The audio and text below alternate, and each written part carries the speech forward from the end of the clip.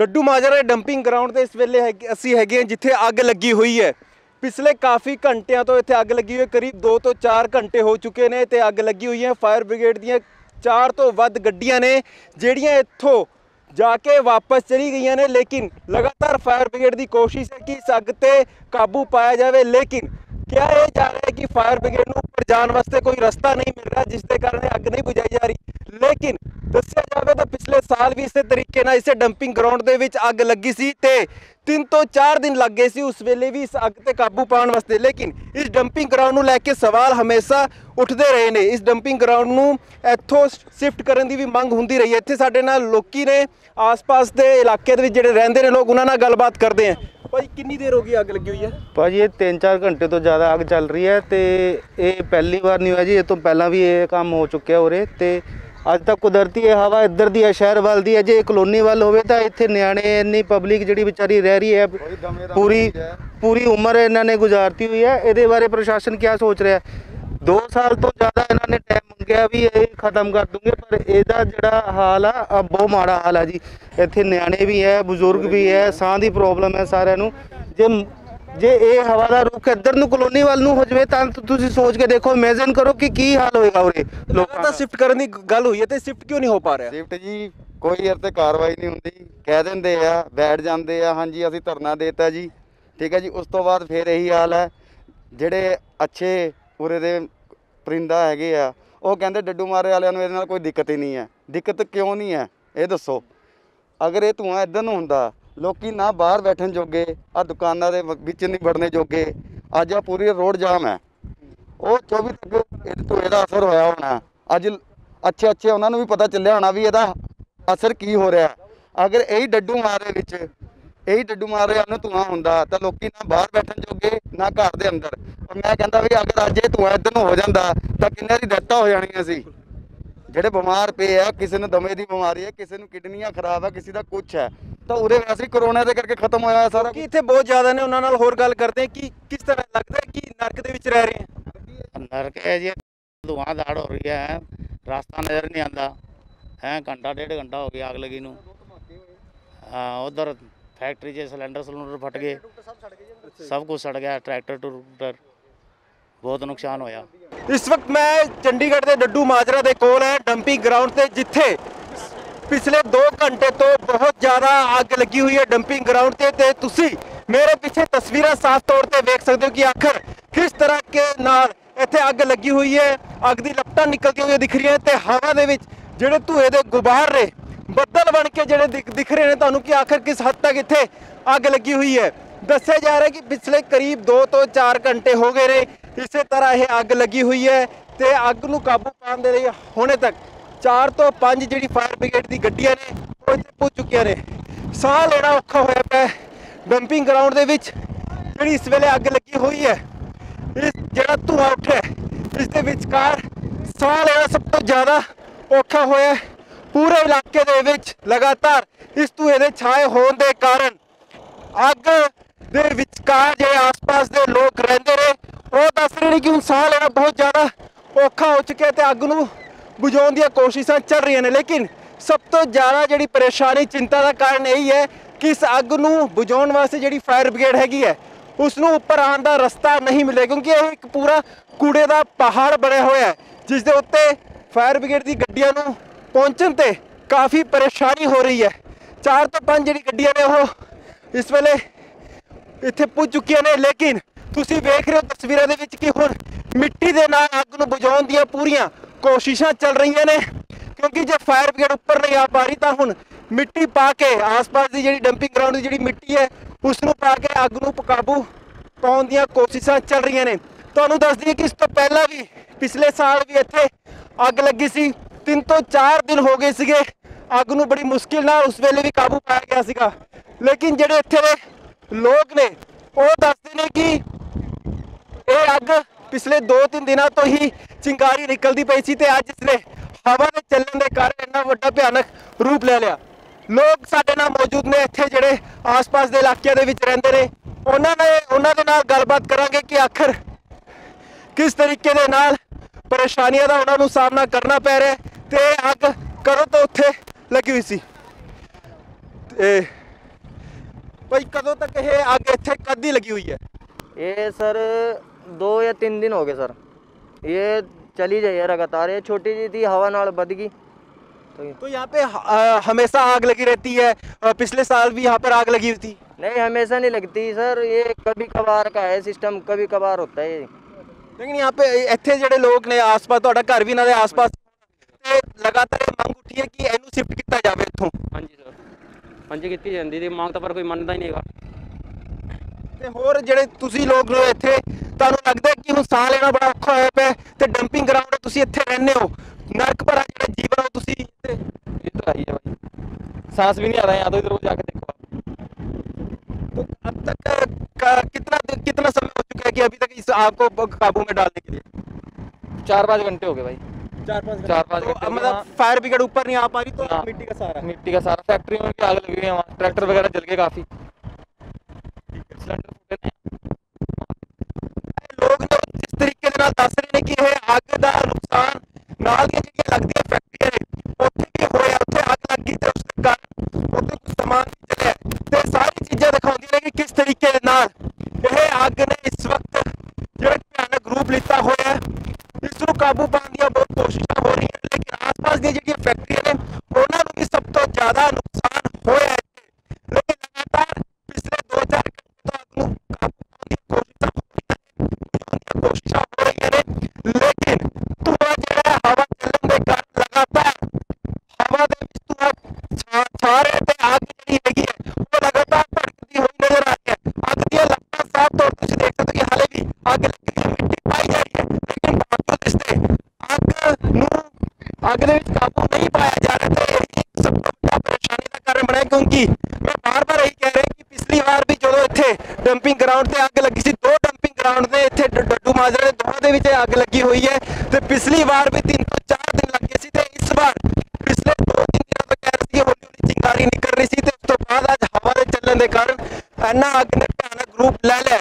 ਸਵਾਲ ਇਹੀ ਕਿ ਬਾਰ-ਬਾਰ ਜੇ ਆਸ-ਪਾਸ ਦੇ ਲੋਕ ਇਹ ਮੰਗ ਕਰ ਰਹੇ ਨੇ ਕਿ ਇਸ ਡੰਪਿੰਗ ਗਰਾਊਂਡ ਨੂੰ ਇੱਥੋਂ ਸ਼ਿਫਟ ਕੀਤਾ ਜਾਵੇ, ਤਾਂ ਫਿਰ ਆਖਰ ਕਿਉਂ ਨਹੀਂ ਪ੍ਰਸ਼ਾਸਨ ਇਹਨਾਂ ਦੀ ਮੰਗਾਂ ਨੂੰ ਪੂਰਾ ਕਰ ਰਿਹਾ? ਕਿਉਂ ਨਹੀਂ ਆਖਰ ਇਸ ਡੰਪਿੰਗ ਗਰਾਊਂਡ ਨੂੰ ਇੱਥੋਂ ਸ਼ਿਫਟ ਕੀਤਾ ਜਾ ਰਿਹਾ? ਕਿਉਂਕਿ ਲੋਕਾਂ ਨਾਲ ਜਿਹੜੀ ਗੱਲਬਾਤ ਕੀਤੀ ਹੈ ਉਹ ਲਗਾਤਾਰ ਇਹ ਕਹਿ ਰਹੇ ਨੇ ਆਸ-ਪਾਸ ਦੇ ਲੋਕ ਕਿ ਅਸੀਂ ਇੱਥੇ ਨਰਕ ਵਾਲਾ ਜੀਵਨ ਬਤੀਤ ਕਰ ਰਹੇ ਹਾਂ, ਕਾਫੀ ਪਰੇਸ਼ਾਨੀਆਂ ਹੁੰਦੀਆਂ ਨੇ ਤੇ ਹੁਣ ਇਹ ਜਿਹੜੀ ਅੱਗ ਲੱਗਣ ਤੋਂ ਬਾਅਦ ਧੂੰਆਂ ਨਿਕਲਿਆ ਇਹ ਕਾਫੀ ਹਾਨੀਕਾਰਕ ਹੈ। ਲੋਕ ਕਹਿ ਰਹੇ ਨੇ ਕਿ ਕੋਰੋਨਾ ਦੇ ਕਾਰਨ ਮਾਸਕ ਪਾ ਕੇ ਆਪਣੇ ਆਪ ਨੂੰ ਬਚਾਉਣ ਦੀਆਂ ਹਦਾਇਤਾਂ ਦਿੱਤੀਆਂ ਜਾ ਰਹੀਆਂ ਨੇ, ਲੇਕਿਨ ਹੁਣ ਅੱਗ ਤੋਂ ਬਾਅਦ ਜਿਹੜਾ ਇਹ ਕੂੜੇ ਦੇ ਢੇਰ ਤੇ ਅੱਗ ਲੱਗੀ ਹੈ, ਜਿਹੜਾ ਹਾਨੀਕਾਰਕ ਧੂੰਆਂ ਨਿਕਲ ਰਿਹਾ ਹੈ, ਇਸ ਤੋਂ ਬਾਅਦ ਕੀ ਮਾਸਕ ਦੇ ਨਾਲ ਬਚੇ ਜਾਓ? ਕਿਉਂਕਿ ਇਸ ਵੇਲੇ ਅਸੀਂ ਵੀ ਇੱਥੇ ਮੌਜੂਦ ਹੈ ਤੇ ਸਾਹ ਲੈਣਾ ਬਹੁਤ ਔਖਾ ਹੋਇਆ ਪਿਆ, ਅੱਖਾਂ ਤੱਕ ਨਹੀਂ ਖੁੱਲ ਰਹੀਆਂ। ਬਾਹਰ ਦੀ ਜਿਹੜੀ ਮੇਨ ਸੜਕ ਹੈ ਉਸ ਨੂੰ ਵੀ ਬੈਰੀਕੇਡਿੰਗ ਲਾ ਕੇ ਪੁਲਿਸ ਨੇ ਬੰਦ ਕਰ ਦਿੱਤਾ ਹੈ, ਕਿਸੇ ਵੀ ਆਵਾਜਾਈ ਨੂੰ ਇੱਥੇ ਆਉਣ ਨਹੀਂ ਦਿੱਤਾ ਜਾ ਰਿਹਾ, ਲੇਕਿਨ ਲਗਾਤਾਰ ਤੁਹਾਡੇ ਸਾਹਮਣੇ ਮਿੱਟੀ ਪਾ ਕੇ ਅੱਗ ਨੂੰ ਬੁਝਾਉਣ ਦੀਆਂ ਕੋਸ਼ਿਸ਼ਾਂ ਕੀਤੀ ਜਾ ਰਹੀਆਂ ਨੇ, ਲੇਕਿਨ ਅੱਗ ਤੁਸੀਂ ਸਾਫ਼ ਤੌਰ ਤੇ ਵੇਖ ਸਕਦੇ ਹੋ ਕਿ ਕਿਸ ਤਰੀਕੇ ਦੇ ਨਾਲ ਅੱਗ ਹਾਲੇ ਵੀ ਲੱਗੀ ਹੋਈ ਹੈ, ਲਪਟਾਂ ਹਾਲੇ ਵੀ ਨੇ, ਯਾਨੀ ਕਿ ਮਿਲਾ ਕੇ ਚੱਲੀਏ ਤਾਂ ਹਾਲੇ ਤੱਕ ਇਹੀ ਦੱਸਿਆ ਜਾ ਰਿਹਾ ਹੈ ਕਿ 1 ਤੋਂ 2 ਦਿਨ ਵੀ ਲੱਗ ਸਕਦੇ ਨੇ ਇਸ ਅੱਗ ਨੂੰ ਪੂਰਾ ਕਾਬੂ ਪਾਉਣ ਤੇ, ਲੇਕਿਨ ਅੱਗ ਦੇ ਧੂਏ ਦੇ ਨਾਲ ਆਸ-ਪਾਸ ਕੁਝ ਵੀ ਨਹੀਂ ਦਿਖ ਰਿਹਾ। ਉੱਪਰ ਅੱਗ ਦੇ ਬਾਹਰ ਦੇ ਕਾਰਨ ਪੂਰੀ ਜਿਹੜੀ ਹਵਾ ਹੈ ਉਹ ਵੀ ਪ੍ਰਦੂਸ਼ਿਤ ਹੋ ਚੁੱਕੀ ਹੈ, ਪ੍ਰਦੂਸ਼ਣ ਇਸ ਹੱਦ ਤੱਕ ਫੈਲ ਚੁੱਕਿਆ ਹੈ ਕਿ ਆਸ-ਪਾਸ ਦੇ ਲੋਕਾਂ ਦਾ ਹੁਣ ਇੱਥੇ ਰਹਿਣਾ ਔਖਾ ਹੋਇਆ ਪਿਆ ਤੇ ਲਗਾਤਾਰ ਇਹੀ ਸਵਾਲ ਬਾਰ-ਬਾਰ ਪੁੱਛਿਆ ਜਾ ਰਿਹਾ ਹੈ ਕਿ ਆਖਰ ਜੇ ਲਗਾਤਾਰ ਇਹ ਮੰਗ ਹੋ ਰਹੀ ਹੈ ਕਿ ਇਸ ਡੰਪਿੰਗ ਗਰਾਊਂਡ ਤੋਂ ਇੱਥੋਂ ਇਸ ਨੂੰ ਸ਼ਿਫਟ ਕਰ ਦਿੱਤਾ ਜਾਵੇ, ਕਈ ਵਾਰ ਮੰਗ ਪੱਤਰ ਵੀ ਦਿੱਤਾ ਗਿਆ, ਤਾਂ ਆਖਿਰ ਕਿਉਂ ਨਹੀਂ ਇਲਾਕਾ ਵਾਸੀਆਂ ਦੀ ਗੱਲ ਨੂੰ ਸੁਣਿਆ ਜਾ ਰਿਹਾ?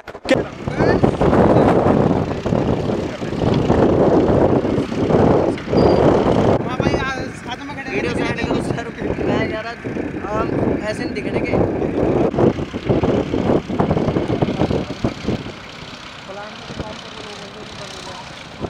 एक अंकल लगे हुए हैं।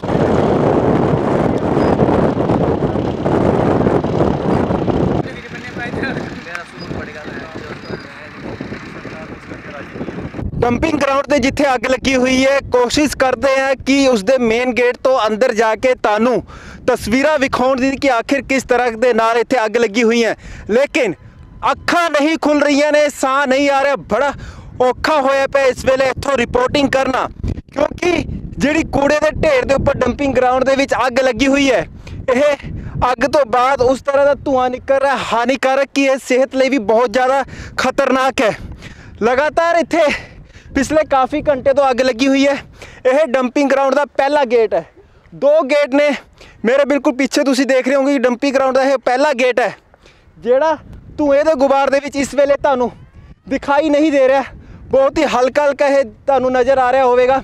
ਇਸ ਦੇ ਅੰਦਰ ਹੀ ਸਭ ਤੋਂ ਜ਼ਿਆਦਾ ਅੱਗ ਲੱਗੀ ਹੋਈ ਹੈ। ਇਸ ਤੋਂ ਪਹਿਲਾਂ ਜਿਹੜੀ ਤਸਵੀਰਾਂ ਦਿਖਾਈਆਂ ਸੀਗੀਆਂ ਉਹ ਤਸਵੀਰਾਂ ਉਹ ਵਾਲੀਆਂ ਸੀਗੀਆਂ ਜਿਹੜੀ ਡੰਪਿੰਗ ਇਸ ਗੇਟ ਨੂੰ ਕ੍ਰੋਸ ਕਰਨ ਤੋਂ ਬਾਅਦ ਖੁੱਲੇ ਮੈਦਾਨ ਦੇ ਵਿੱਚ ਇੱਥੇ ਡੱਡੂ ਮਾਜਰੇ ਦੇ ਕੋਲ ਪੂਰਾ ਇੱਕ ਡੰਪਿੰਗ ਯਾਰਡ ਖੁੱਲੇ ਦੇ ਵਿੱਚ ਬਣਾਇਆ ਹੋਇਆ, ਲੇਕਿਨ ਗੇਟ ਦੇ ਅੰਦਰ ਜਾਣ ਦਾ ਕੋਈ ਰਾਹ ਨਹੀਂ ਹੈਗਾ। ਅੰਦਰ ਪੂਰੀਆਂ ਜਿਹੜੀਆਂ ਹੈਗੀਆਂ ਅੱਗ ਲੱਗੀ ਹੋਈ ਹੈ। ਕਾਫੀ ਮੁਸ਼ਕਲ ਦੇ ਨਾਲ ਅਸੀਂ ਵੀ ਉਸਦੇ ਡੰਪਿੰਗ ਗਰਾਊਂਡ ਦੇ ਉੱਪਰ ਉਸ ਕੂੜੇ ਦੇ ਢੇਰ ਤੱਕ ਉੱਪਰ ਤੱਕ ਪੁੱਜੇ ਸੀਗੇ ਜਿੱਥੇ ਅਸੀਂ ਤੁਹਾਨੂੰ ਦਿਖਾਈਆਂ ਕਿ ਅੱਗ ਜਿੱਥੇ ਲੱਗੀ ਸੀ। ਅਸੀਂ ਉੱਥੇ ਤੱਕ ਜਾ ਕੇ ਸਕਾਈ ਨਿਊਜ਼ ਨੇ ਤੁਹਾਨੂੰ ਉਹ ਐਕਸਕਲੂਸਿਵ ਤਸਵੀਰਾਂ ਦਿਖਾਈਆਂ ਨੇ ਜਿੱਥੇ ਅੱਗ ਲੱਗੀ ਹੋਈ ਸੀ ਕੂੜੇ ਤੇ ਢੇਰ ਦੇ ਉੱਪਰ। ਸਭ ਤੋਂ ਉੱਤੇ ਅਸੀਂ ਪੁੱਜੇ ਸੀਗੇ ਤੇ ਉਹ ਅੱਗ ਦੀ ਲਪਟਾਂ ਹਾਲੇ ਵੀ ਉੱਤੇ ਲੱਗੀਆਂ ਹੋਈਆਂ ਨੇ। ਉਸ ਤੋਂ ਬਾਅਦ ਜਿਹੜਾ ਪੂਰਾ ਇਲਾਕਾ ਹੈ ਉਹ ਬੰਦ ਕਰ ਦਿੱਤਾ ਗਿਆ। ਫਾਇਰ ਬ੍ਰਿਗੇਡ ਦੀ ਗੱਡੀ ਇੱਕ ਹੋਰ ਆ ਗਈ ਹੈ। ਲਗਾਤਾਰ 5 ਤੋਂ 6 ਗੱਡੀਆਂ ਆ ਚੁੱਕੀਆਂ ਨੇ ਤੇ ਇੱਕ ਹੋਰ ਫਾਇਰ ਬ੍ਰਿਗੇਡ ਦੀ ਗੱਡੀ ਇੱਥੇ ਪੁੱਜੀ ਹੈ ਜਿਹੜੀ ਥੱਲੋਂ ਤੋਂ ਪਾਣੀ ਪਾ ਕੇ ਅੱਗ ਨੂੰ ਬੁਝਾਉਣ ਦੀ ਕੋਸ਼ਿਸ਼ ਕਰ ਰਹੀ ਹੈ ਤੇ ਉੱਤੇ ਮਿੱਟੀ ਦੇ ਨਾਲ ਅੱਗ ਨੂੰ ਬੁਝਾਉਣ ਦੀਆਂ ਕੋਸ਼ਿਸ਼ਾਂ ਚੱਲ ਰਹੀਆਂ ਨੇ। ਪੂਰਾ ਹਨੇਰਾ ਛਾ ਚੁੱਕਿਆ ਹੈ। ਲਾਈਟਾਂ ਤੱਕ ਜਗਣੀਆਂ ਸ਼ੁਰੂ ਹੋ ਚੁੱਕੀਆਂ ਨੇ ਕਿਉਂਕਿ ਹਨੇਰਾ ਇੰਨਾ ਹੋ ਚੁੱਕਿਆ ਕਿ ਇੱਥੇ ਸੜਕ ਵੀ ਦਿਖਾਈ ਨਹੀਂ ਦੇ ਰਹੀ। ਆਸ-ਪਾਸ ਦੇ ਪੂਰੇ ਇਲਾਕੇ ਦੇ ਵਿੱਚ ਧੂਆਂ ਹੀ ਧੂਆਂ ਨਜ਼ਰ ਆ ਰਿਹਾ ਤੇ ਲੋਕ ਕਾਫੀ ਪਰੇਸ਼ਾਨ ਨੇ। ਜਿਹੜਾ ਰਸਤਾ ਉਹ ਸਾਰਾ ਬੰਦ ਕਰ ਦਿੱਤਾ ਗਿਆ ਤੇ ਹੁਣ ਅਸੀਂ ਇਸ ਡੰਪਿੰਗ ਗਰਾਊਂਡ ਤੋਂ ਬਾਹਰ ਨਿਕਲ ਰਹੇ ਹਾਂ ਗੇਟ ਤੋਂ ਕਿਉਂਕਿ ਕਾਫੀ ਜ਼ਿਆਦਾ ਮੁਸ਼ਕਲ ਸੀਗਾ ਕਿ ਜਿਹੜੀ ਤਸਵੀਰਾਂ ਦਿਖਾਈਆਂ ਨੇ ਸਾਫ਼ ਤੌਰ ਤੇ ਤੁਸੀਂ ਵੇਖ ਚੁੱਕੇ ਹੋਵੋਗੇ ਕਿ ਆਖਿਰ ਕਿਸ ਤਰ੍ਹਾਂ ਦੇ ਨਾਲ ਇੱਥੇ ਧੂਆਂ ਜਿਹੜਾ ਹੈਗਾ ਅੱਖਾਂ ਦੇ ਵਿੱਚ ਆ ਰਿਹਾ। ਅੱਖਾਂ ਨਹੀਂ ਖੁੱਲ ਰਹੀਆਂ ਨੇ, ਪੂਰਾ ਹਨੇਰਾ ਹੋਇਆ ਪਿਆ।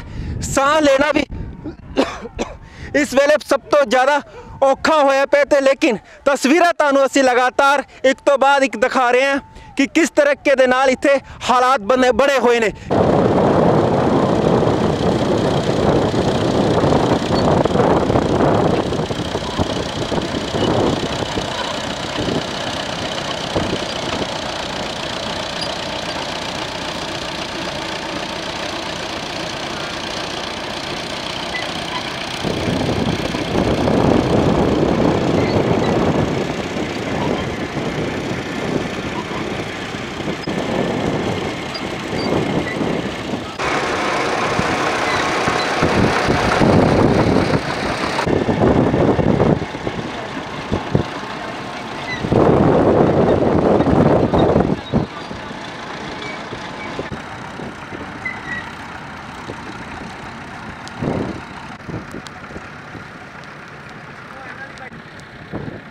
लगातार इस अग की असी कवरेज कर रहे थे। इस वेले असी मेन सड़क ते आ गए हैं, डड्डू माजरे डंपिंग ग्राउंड के बाहर दी मेन सड़क ते हैं।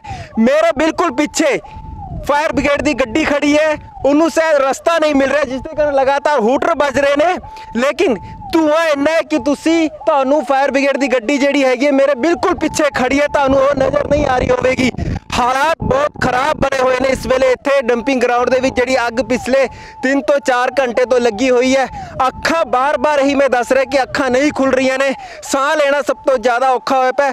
धुआं जिहड़ा है ये अखां दे विच चुभ रहा है ते आस पास के जिहड़े लोग ने उन्हां नाल गलबात करन दी कोशिश करदे। कुछ लोग इत्थों निकलते जरूर पे ने, उन्हां नाल आपां गलबात करांगे कि आखिर कितनी देर तो अग लगी हुई है, कितनी मुश्किलों का सामना करना पै रहा है जी? भाई 1.5 घंटा हो गया, 2 घंटे होने।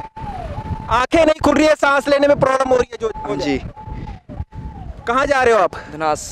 अच्छा, तो लोग ਜਿਹੜੇ ਇੱਥੋਂ ਨਿਕਲ ਰਹੇ ਨੇ ਉਹ ਦੱਸ ਰਹੇ ਨੇ ਕਿ ਆਖਿਰ ਕਿਸ ਤਰ੍ਹਾਂ ਦੀਆਂ ਜਿਹੜੀ ਮੁਸ਼ਕਲਾਂ ਨੇ ਉਹਨਾਂ ਦਾ ਸਾਹਮਣਾ ਉਹਨਾਂ ਨੂੰ ਕਿੱਥੋਂ ਕਰਨਾ ਪੈਣਾ। ਹਾਲਾਂਕਿ ਆਵਾਜਾਈ ਤੇ ਪੂਰੀ ਤਰ੍ਹਾਂ ਰੋਕ ਲਾ ਦਿੱਤੀ ਹੈ। मैं इस वेले मेन सड़क ਤੇ कुछ नहीं दिख रहा कि आखिर इत्थे सड़क है कि नहीं है, क्योंकि धुआं इन्ना छा चुका है, अखा नहीं खुल रही हैं, साह लेने ते बहुत ज़्यादा तकलीफ हो रही है। आस पास के जोड़े लोग ने सोच सकते कि आखिर किस तरह के नाल उन्होंने भी मुसीबतों का सामना करना पै रहा होगा इस वेले, क्योंकि ये जोड़ा धुआं है शरीर वास्ते बहुत ज़्यादा हानिकारक है तो साह के राही पूरे शरीर के विच जाता है। लगातार इस डंपिंग ग्राउंड में इत्थों शिफ्ट करने की मंगा हो रही ने। फायर ब्रिगेड की गड्डियां एक तो बाद एक आ रही ने। हवा बहुत ज़्यादा तेज़ चल रही है जिसके कारण ये जी अग दी लपटां ने यह ਇੱਕ ਵਿਕਰਾਲ ਰੂਪ ਲੈਂਦੀਆਂ ਹੋਈਆਂ ਇੱਥੇ ਨਜ਼ਰ ਆ ਰਹੀਆਂ ਨੇ।